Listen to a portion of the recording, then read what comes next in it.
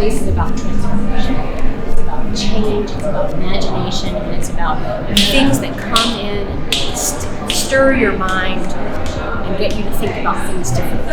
At the end of the day, life is a creative process. And most people are not in relationship with their own creative process, their own creativity. I help them imagine, I help them see things differently and remember what is it about them that maybe they've forgotten along the way. My name is Annelies Gentile, and I am an integrative life and leadership coach and process artist. And just pause and know that you are here, creative, resourceful, and whole. As a coach, I help professionals and leaders navigate change, and as a process artist, I kind of do the same thing, but I do so in a sometimes wild and woolly way where I help people find their answers using the creative process. So creativity is that backdoor approach for you to understand, where are you now? I think what's different for people around the creative process is a sense of awareness. And people who consider themselves creatives own that. They have a relationship to it. They play with it on a regular basis.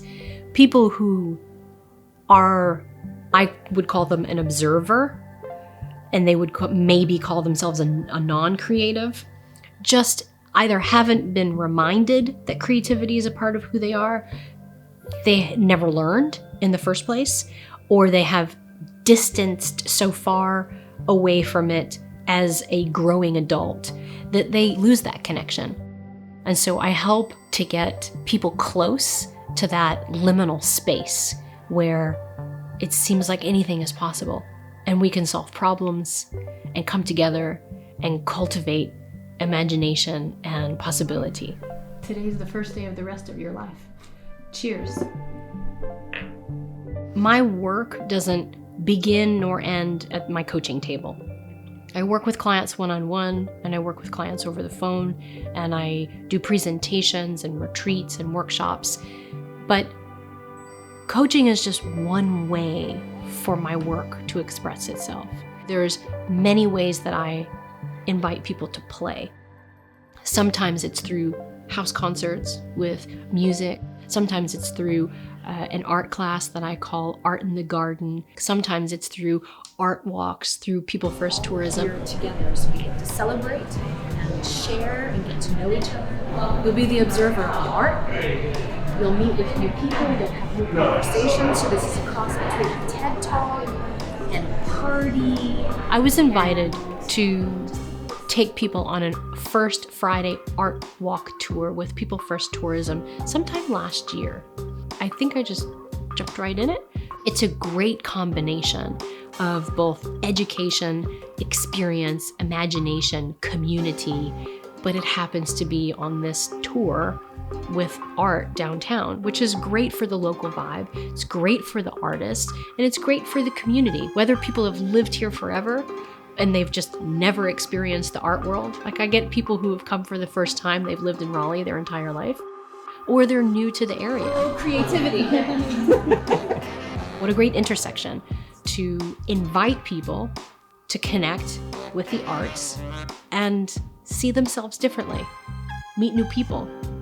When I'm on the tour, I think people often find it quite unexpected that I will invite them to answer questions, and then on our walk, I'll say, okay, from this gallery to the next gallery, find a new person. And I say, meet with someone that you don't know. They're constantly rotating, constantly meeting new faces. And through that, they're getting to know someone else. It's a little scary at first to kind of talk about yourself, but you get used to being vulnerable. And I think, we've lost community, we've lost a relationship to that vulnerability, we've lost relationship to imagination.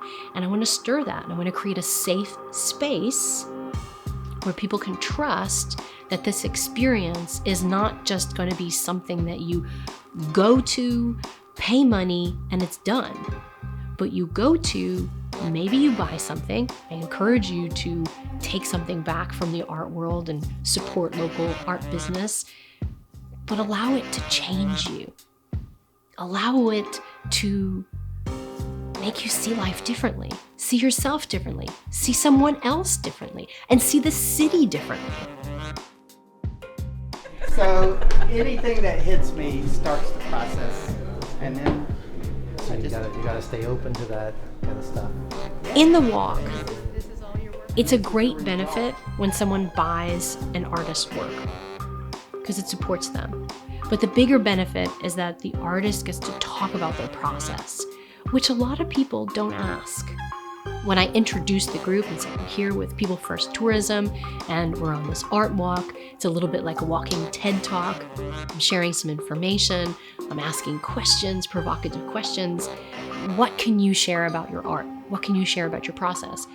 In the presence of this experience, this collective experience, when someone walks away with either an art piece or a changed mind about how they're going to do something at home, that's all she wrote. Raise the roof, I've done my job.